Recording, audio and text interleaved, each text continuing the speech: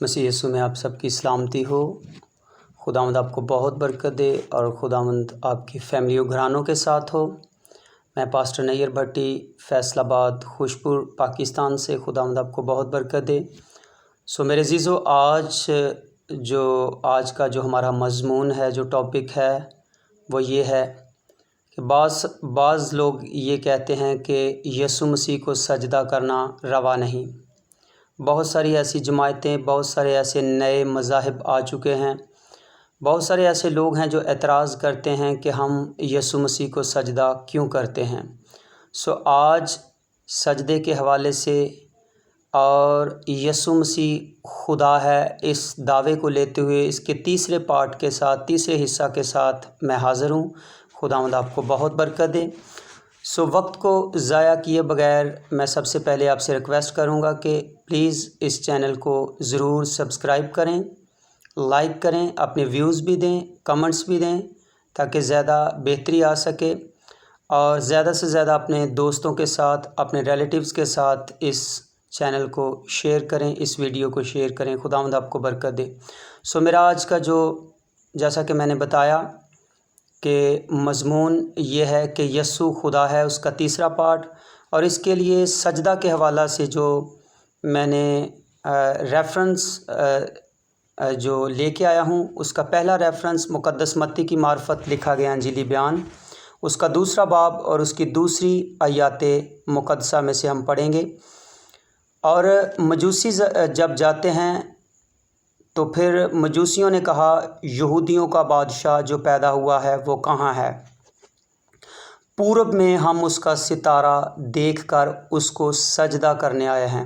ہاللیلویہ، ہاللیلویہ۔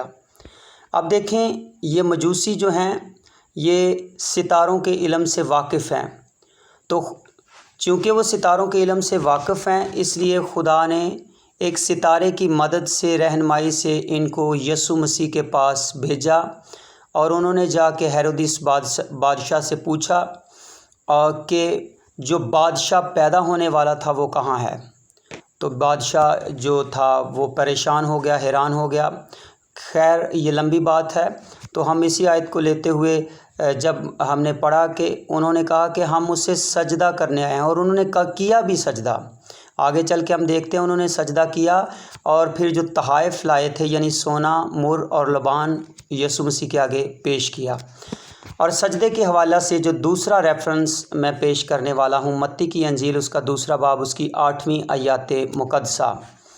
پھر ہیرودیس نے ان سے کہا، مجوسیوں سے کہا کہ تم اس بچے کے بارے میں ٹھیک ٹھیک دریافت کر کے مجھے ضرور بتانا تاکہ میں بھی آ کے اسے سجدہ کروں گا۔ حالانکہ اس نے سجدہ نہیں کرنا تھا، لیکن چونکہ اتنا بڑا بادشاہ تھا، یہودیوں مطلب جو ہیرودیس بادشاہ بہت بڑا بادشاہ تھا، پھر بھی اس نے کہا کہ میں اسے سجدہ کرنا چاہتا ہوں۔ سجدے کے حوالہ سے جو ایک اور تیسرا ریفرنس ہے وہ میں دینا چاہتا ہوں، مقدس متی کی معرفت ہی لکھی گئی انجیل، اس کا 8واں باب اور اس کی پہلی آیات مقدسہ۔ ایک کوڑی نے آ کے یسوع مسیح کے پاس آ کر اس کے قدموں میں جھک کر سجدہ کیا۔ پھر متی کی ہی انجیل، اس کا 9واں باب، اس کی 18ویں آیت میں ایک سردار نے آ کے یسوع مسیح کو سجدہ کیا۔ دیکھیں، یہ سجدے کے حوالے سے اس لیے میں بتا رہا ہوں کیونکہ سجدہ صرف اور صرف خدا کو واجب ہے۔ جب آپ پرانا عہد نامہ میں دیکھتے ہیں تو خدا یہ برداشت نہیں کرتا کہ ہم خدا کے آگے کسی اور کو سجدہ کریں۔ خدا اور خدا کے بیٹے یسوع کو سجدہ کرنا واجب ہے۔ زمین پر وہ بیٹا بن کے آیا، تجسم لے کے آیا، اور روحانی طور پہ، الہی طور پہ وہ خدا ہے۔ اس کے خدائیت کا یہ بھی ایک بہت بڑا دعویٰ ہے کہ یسوع مسیح کو بہت سارے لوگوں نے سجدہ کیا، لیکن یسوع مسیح نے ان کو منع نہیں کیا۔ حالانکہ یسوع مسیح شریعت کو بخوبی جانتے تھے، واقف تھے، شریعت کو پڑھا ہوا تھا انہوں نے بچپن سے، اور یسوع مسیح یہ بھی جانتے تھے کہ کسی انسان کو سجدہ کرنے کی سزا کیا ہے، لیکن یسوع مسیح نے کسی کو منع ہی نہیں کیا کہ تم مجھے کیوں سجدہ کرتے ہو۔ پھر مقدس متی کی انجیل، اس کا 14واں باب اور اس کی تیسری آیات مقدسہ میں لکھا ہے، اور یعنی جو کشتی پر شاگرد بیٹھے تھے انہوں نے آ کر یسوع مسیح کو سجدہ کیا۔ शागिर्दوں نے یسوع مسیح کو سجدہ کیا جو کشتی پر بیٹھے ہوئے تھے۔ آمین۔